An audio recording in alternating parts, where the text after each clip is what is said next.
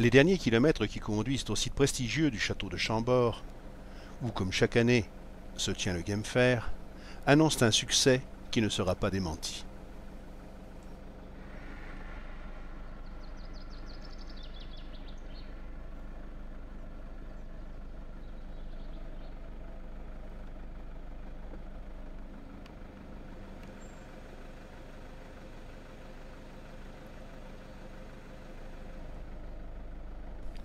Cette progression au pas d'un flâneur permet de découvrir un environnement remarquable où l'on espère, sans trop y croire, entrevoir un cerf, un chevreuil ou un sanglier en goguette. Il ne faut cependant pas rêver.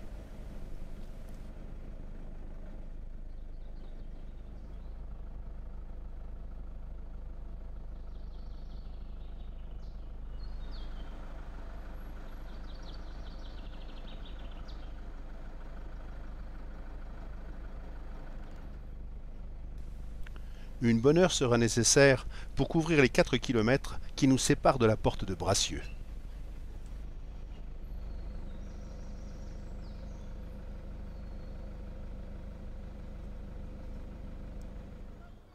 Les parkings bondés où s'alignent les camping-cars, les cars de tourisme et les véhicules particuliers montrent l'intérêt des visiteurs pour ce salon aussi haut de gamme que populaire, dont la chasse et la nature sont les locomotives.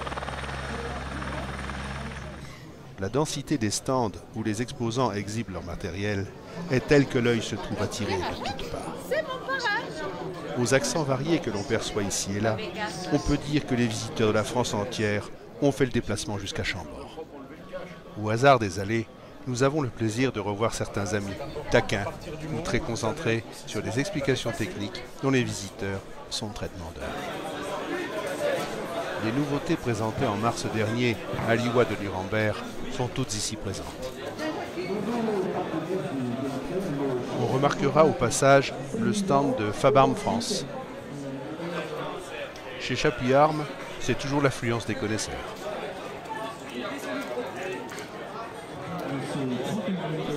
Avec quelques nouveautés particulièrement intéressantes comme le B725 et la nouvelle barre avec armement séparé, le stand Browning Winchester est littéralement assailli.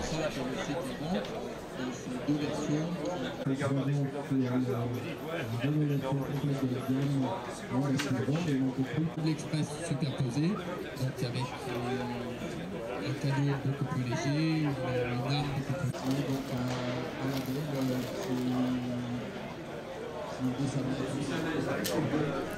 Le stand CIMAC fait également le plein.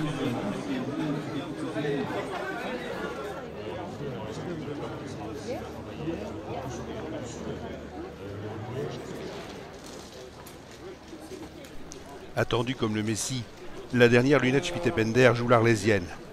Mais il semblerait que les choses avancent.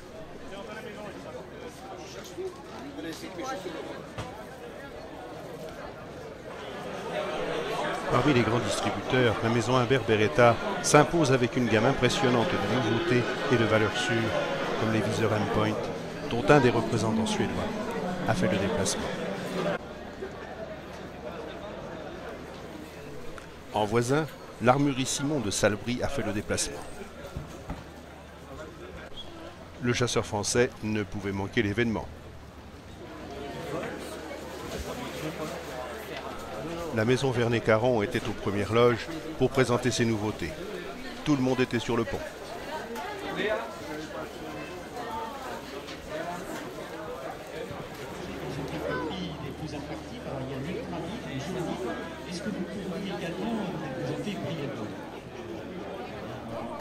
Bedek Chasse, avec les armes sauvages et les munitions Ornadi, s'impose de plus en plus.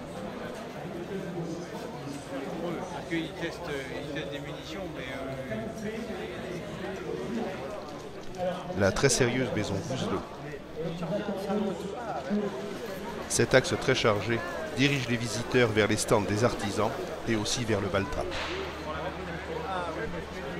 Jean-Paul Ridon est là en voisin.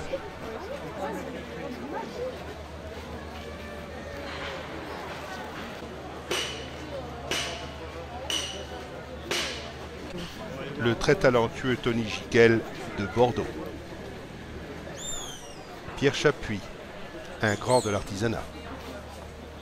Et je vous présente quelqu'un que j'aime beaucoup, qui s'appelle Jean-Charles Buffenoir, qui travaille à Strasbourg, qui est un ancien de chez Pordé de chez Hollande, qui est capable à l'heure actuelle de mécaniser les culasses à gauche pour Moser 66, qui est capable de faire un peu à votre demande ce que vous souhaitez. Donc c'est l'avenir de l'artisanat français.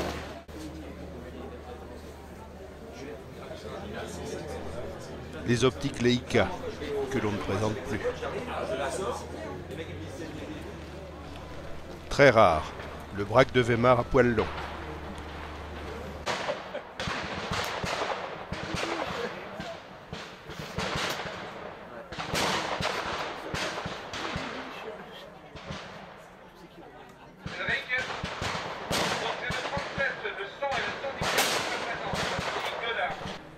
Une des grandes animations du Game Fair est incontestablement l'Open de France Cellier Vélo sur sanglier courant.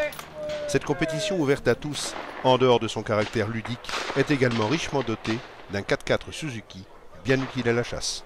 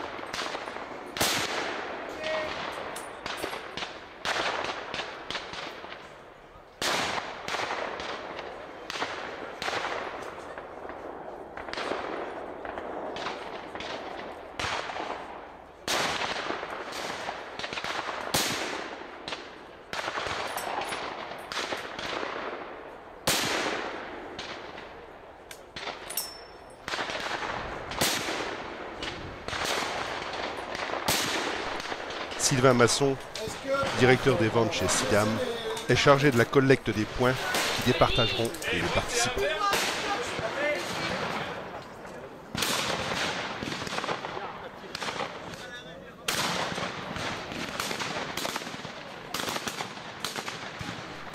Tous les grands distributeurs de munitions étant présents sur l'herbe Baltrap, c'est un véritable festival de chandelles, rabites et autres rentrants auquel les tireurs de poils et de plumes se confrontent dans la bonne humeur.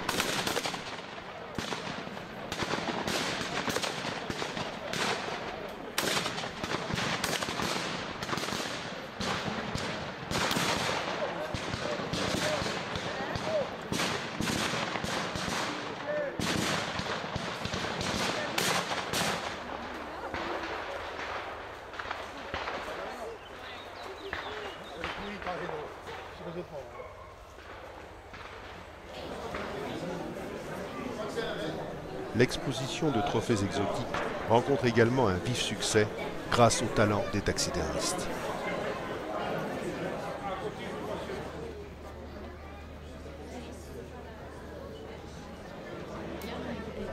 Les établissements Vallier, véritable institution en matière de taxidermie, nous donnent l'occasion de converser avec Michel Vallier, fondateur de l'entreprise. Qui est venu en Sologne parce que vous avez également quelques articles qui rappellent la culture le couvre de béret, mais également tout aussi le maquillage et puis quelques autres attributs du Pays Basque. Spécialistes du vêtement en cuir, Emma et Jean-Louis Lamiable sont présents.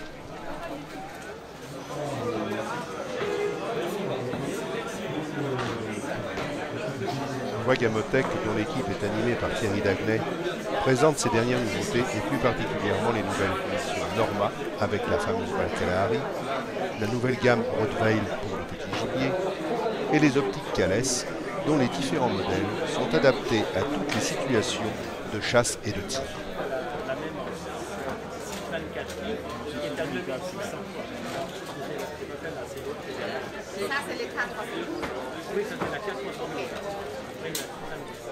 Sur le stand Tunette, où la très fameuse carabine RX Helix de Merkel est présentée dans de nombreuses déclinaisons, Laurent Bedu dédicace son nouveau livre sur l'évolution des culasses.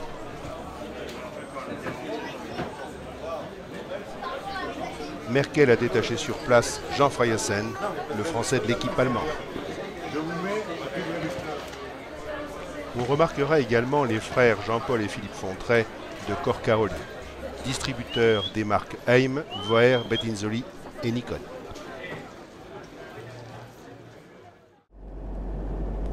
Après cette journée bien remplie, où il n'a pas été possible de faire le tour de tous les stands, nous avons pu constater la réussite et l'énorme succès de l'édition 2012 du Game Fair de Chambord. Il est maintenant temps de rentrer en Cévennes.